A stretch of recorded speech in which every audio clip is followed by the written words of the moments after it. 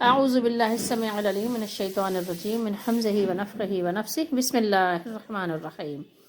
ربی یسر ولا تعسر وتمم بالخیر ربی زدنی علما کل الطعام کان حلا لبنی اسرائیل الا ما حرم اسرائیل علی نفسہ من قبل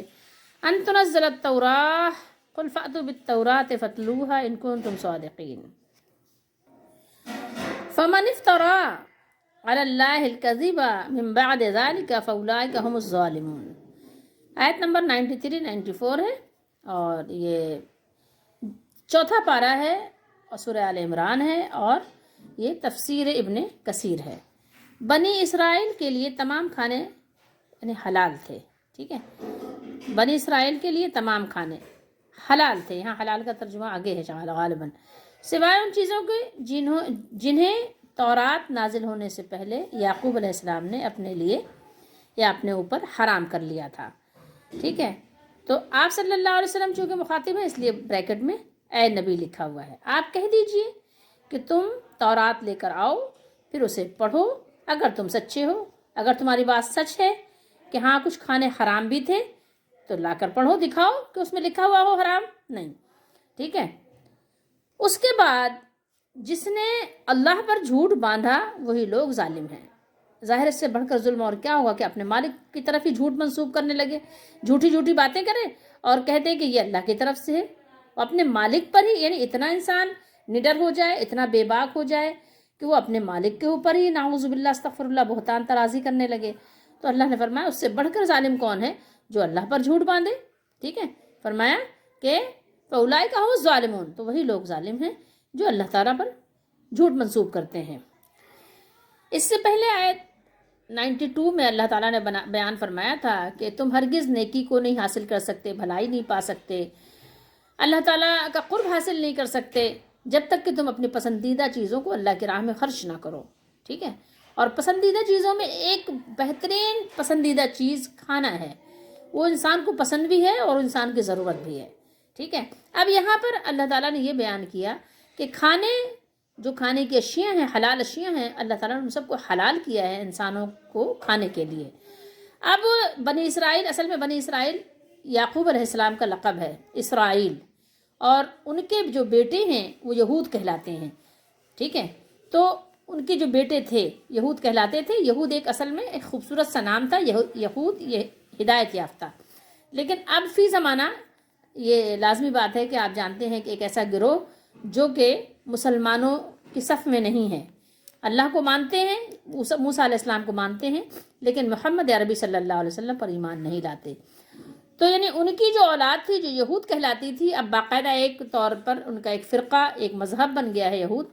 تو ان کو بتایا جا رہا ہے کہ یعنی تمہارے بھی مذہب میں، تمہارے بھی دین میں سارے کھانے حلال تھے، سوائے اس کے کہ جس کو یعقوب علیہ السلام نے خود حرام کر لیا تھا، اپنے اوپر حرام ٹھہرا لیا تھا کہ جسے میں یہ نہیں کھاؤں گا۔ جیسے ہمارے نبی صلی اللہ علیہ وسلم نے سورہ تحریم میں ہے نا کہ شہد آپ نے فرمایا کہ میں شہد نہیں کھاؤں گا، ٹھیک ہے، آپ نے قسم کھا لی تھی کہ شہد نہیں کھاؤں گا۔ تو اس کا مطلب یہ تو نہیں کہ شہد حرام ہو گیا، شہد تو حلال ہی ہے، لیکن وہ نبی کریم صلی اللہ علیہ وسلم نے از خود کہا کہ میں نہیں کھاؤں گا، تو اللہ تعالیٰ نے وہ بھی آپ سے فرمایا کہ نہیں، قسم کا کفارہ دے کر وہ آپ اس کو استعمال کریں، وہ اللہ کی حلال کردہ نعمت ہے۔ اس طرح سے بسا اوقات کوئی صورت پیدا ہو جاتی ہے تو یعنی کوئی یہ بات کہہ دے کہ میں یہ چیز نہیں کھاؤں گا، ٹھیک ہے، کسی بھی وجہ سے، کوئی بھی وجہ پیچھے ہو سکتی ہے، تو اس وجہ سے کوئی کھانا حرام نہیں ہو جاتا۔ انسان خود اپنے اوپر کوئی چیز حرام کر لے وہ ایک الگ چیز ہے، اور کوئی چیز فی نفس سے حرام ہو یہ ایک الگ چیز ہے۔ کل الطعام، اب اس پہ بات کرتے ہیں۔ امام احمد نے حضرت ابن عباس رضی اللہ تعالیٰ عنہ کی روایت کو بیان کیا ہے کہ یہودیوں کی ایک جماعت نبی کریم صلی اللہ علیہ وسلم کی خدمت میں حاضر ہوئی اور اس نے عرض کی کہ ہماری کچھ باتوں کا جواب دیجیے، کیونکہ ان کا جواب کوئی نبی ہی دے سکتا ہے علیہ الصلوۃ والسلام، اس کے علاوہ یعنی نبی کے علاوہ کوئی غیر نبی جواب اس کا نہیں دے سکتا۔ تو آپ صلی اللہ تعالیٰ علیہ وآلہ وسلم نے فرمایا سلونی عما شئتم ولکن اجعلوا لی ذمۃ اللہ وما اخذ یعقوب علیہ السلام علی بنیہ لئن انا حدثتکم شیئا فعرفتموہ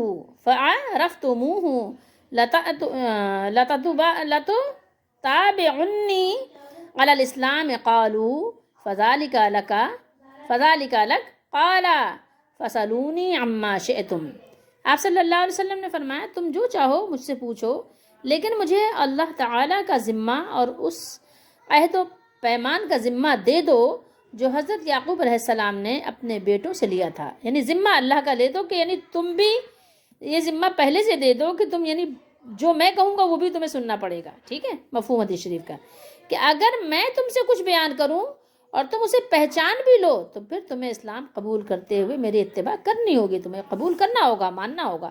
انہوں نے جواب دیا کہ ہم آپ سے یہ عہد کرتے ہیں. تو پھر آپ صلی اللہ علیہ وسلم نے فرمایا کہ اب تم جو چاہو سو پوچھو.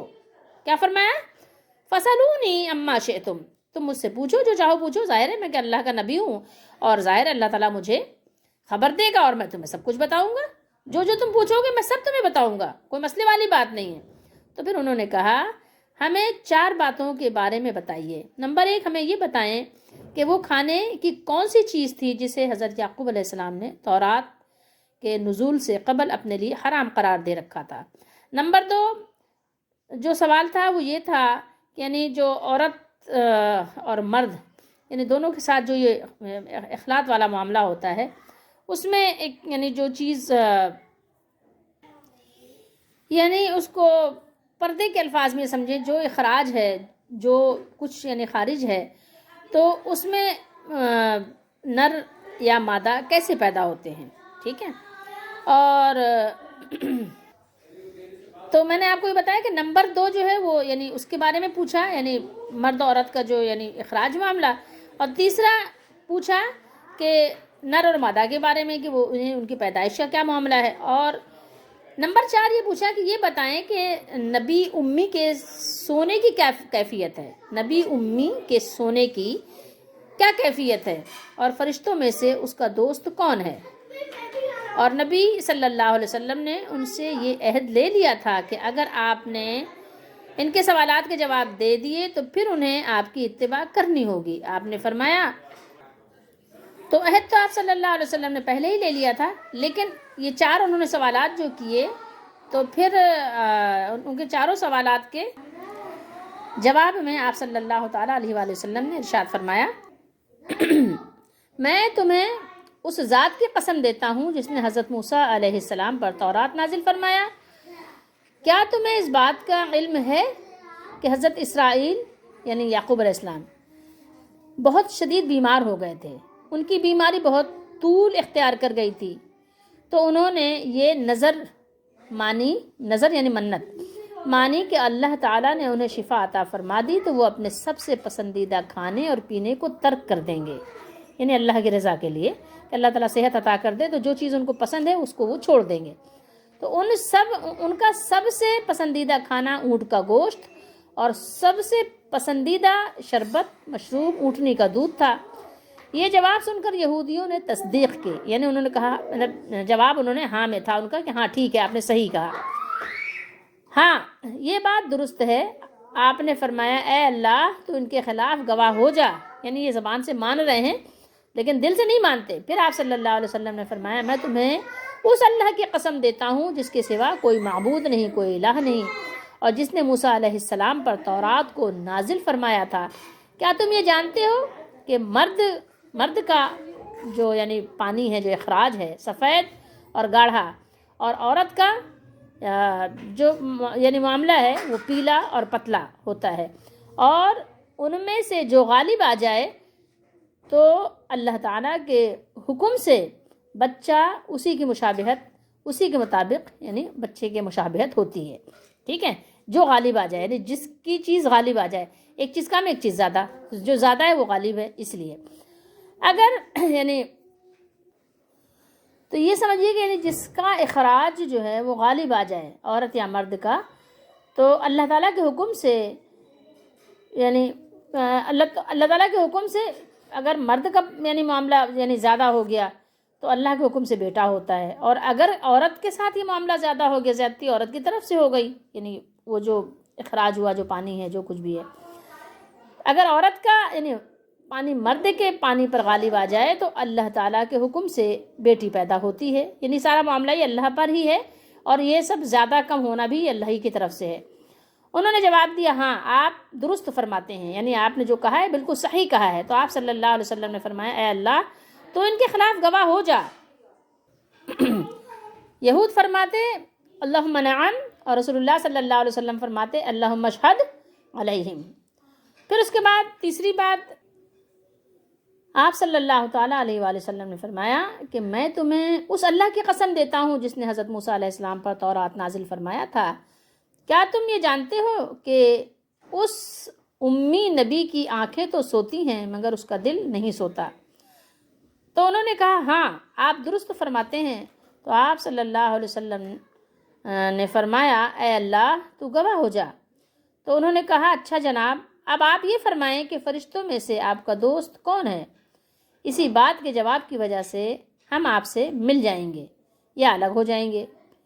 یعنی یہی اگر ان کے موافق ہوا تو وہ آپ کے یعنی ایمان لائیں گے، اور اگر خلاف ہوا تو وہ منکر ہو جائیں گے۔ آپ صلی اللہ علیہ وسلم نے فرمایا میرے دوست جبریل علیہ السلام ہیں، اور اللہ تعالیٰ نے کوئی نبی مبعوث نہیں فرمایا مگر جبریل ہی ان کے دوست تھے۔ یہ جو جواب سن کر کہنے لگے ہماری راہیں الگ الگ ہیں، یعنی ہم آپ پر ایمان نہیں لائیں گے، آپ کو نعوذ باللہ استغفر اللہ نہیں مانیں گے۔ اگر جبریل علیہ السلام کے سوا کوئی اور فرشتہ آپ کا دوست ہوتا تو ہم آپ کی اتباع کر لیتے، ٹھیک ہے۔ اسی موقع پر اللہ تعالیٰ نے یہ آیت کریمہ نازل فرمائی تھی قُلْ مَنْ كَانَ عَدُوًّا لِجِبْرِيلَ، اے نبی آپ صلی اللہ علیہ وسلم کہہ دیجئے جو کوئی جبریل کا دشمن ہے، جو کوئی جبریل علیہ السلام کا دشمن ہے تو اللہ تعالیٰ کی کتاب کو پیٹھ پیچھے جنہوں نے پھینک دیا تو گویا کہ وہ جانتے ہی نہیں، اور اسی موقع پر وہ اس غضب کے بلکہ غضب بالائے غضب میں مبتلا ہو گئے۔ اور اللہ نے فرمایا کہ جو جبریل علیہ السلام کا دشمن ہے تو اللہ تعالیٰ خود اس کا دشمن ہے، اور پھر بہت ساری باتیں اللہ تعالیٰ نے بیان فرمائیں، اور وہ دشمنی کی انہوں نے وجہیں بھی بتائیں کہ وہ کیوں ہیں نعوذ باللہ، کہ جبریل علیہ السلام ان کی قوم پر عذاب لاتے تھے، الٹی سیدھی بکواس، بہرحال ظاہر جب انسان کو نہیں ماننا ہو تو اسی طریقے حرکتیں کرتا ہے وہ، اور یہود یقین بہت ضدی اور بہت ہی یعنی نافرمان لوگ تھے۔ اور یہ آیت آپ دیکھیں تو مطابقت ہے، اس میں مناسبت ہے کس طرح کی، جو اوپر والی آیت ہے دیکھیے اس طرح سے کہ آپ اس کو اس سیاق کی یعنی مذکورہ بات کہ لن تنالوا البر، تو آپ یہ دیکھیں کہ یہ فرمان الہی من قبل ان تنزل التورات، تورات کے نازل ہونے سے پہلے یعقوب علیہ السلام نے ان چیزوں کو اپنے اوپر حرام کیا تھا۔ کب کیا تھا؟ تورات نازل ہونے سے پہلے حرام قرار دیا تھا۔ اور بات اور وجہ کیا تھی کہ یعنی آپ دو طرح سے یعنی پچھلی اور اس آیت میں مناسبت ہے،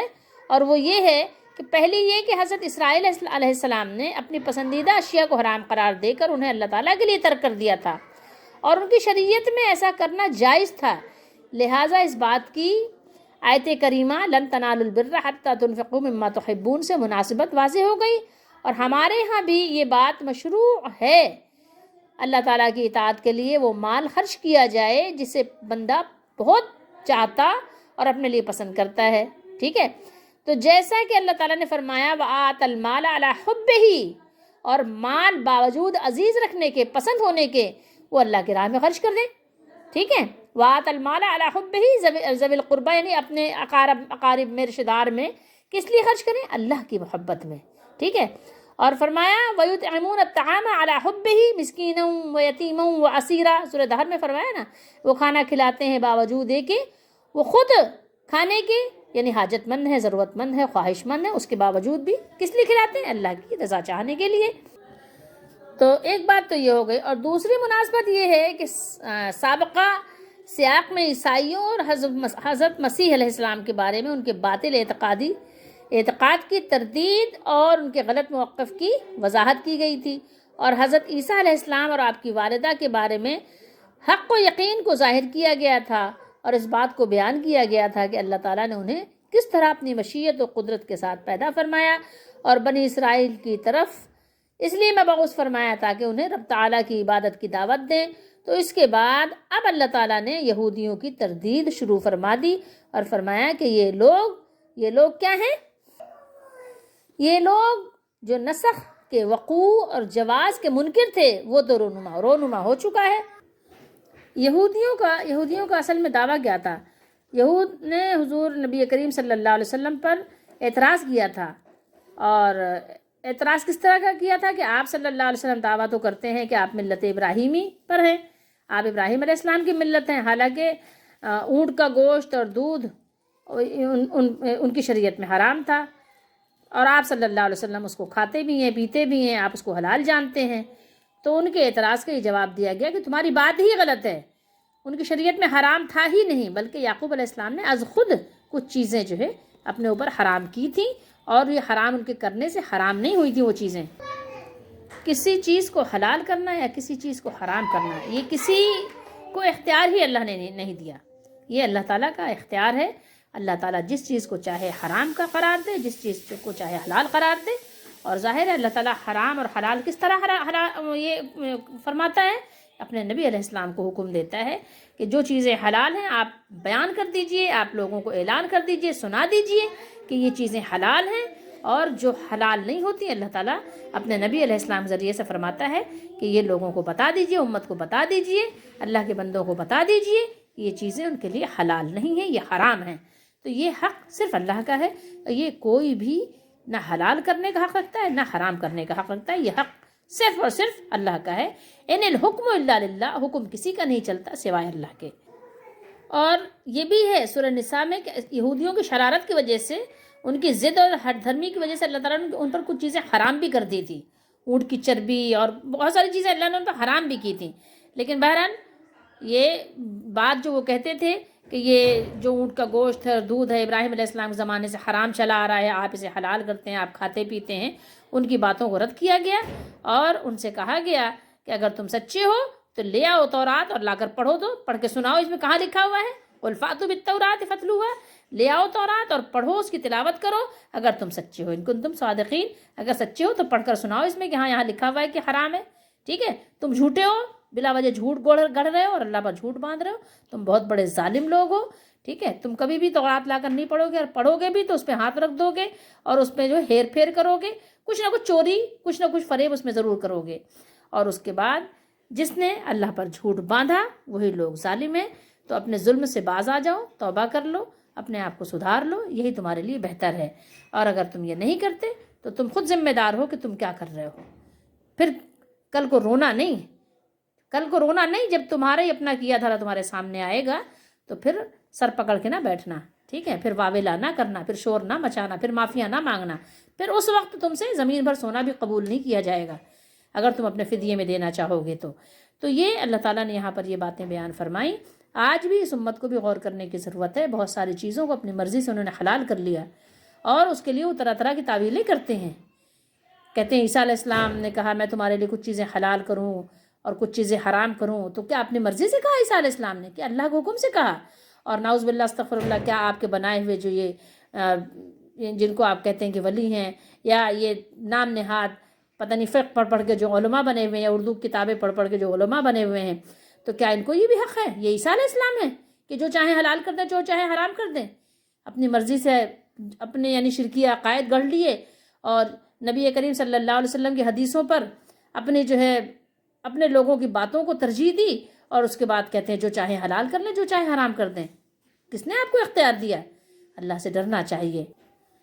رسول اللہ صلی اللہ علیہ وسلم کو اللہ نے جو حق دیا ہے، ان کا حق آپ امتیوں کو نہیں دے سکتے۔ رسول اللہ صلی اللہ تعالیٰ علیہ وآلہ وسلم کو اللہ نے حق دیا کہ آپ لوگوں کو اللہ تعالیٰ کی باتیں، اللہ کا پیغام پہنچائیے، اور لوگوں کو کہا کہ جو کچھ تمہیں رسول اللہ صلی اللہ علیہ وسلم دیں اسے لے لو، اور جس سے وہ منع کریں اس سے رک جاؤ۔ اور فرمایا قل ھذہ سبیلی ادعو الی اللہ، آپ کہہ دیجئے کہ یہی دین اسلام، یہی میری راہ ہے، میں لوگوں کو اللہ کی طرف بلاتا ہوں۔ اور فرمایا رسول اللہ صلی اللہ علیہ وسلم نے کہ قرآنی جو ہدایت ہے سب سے پہلے خود میں عمل کرتا ہوں، پھر اس ہدایت کی تم سب کو دعوت دیتا ہوں، اور اس ہدایت کی طرف آپ صلی اللہ علیہ وسلم نے اس راہ پر چل کر آپ نے عمل کی ایک راہ متعین فرما دی، اور پھر آپ صلی اللہ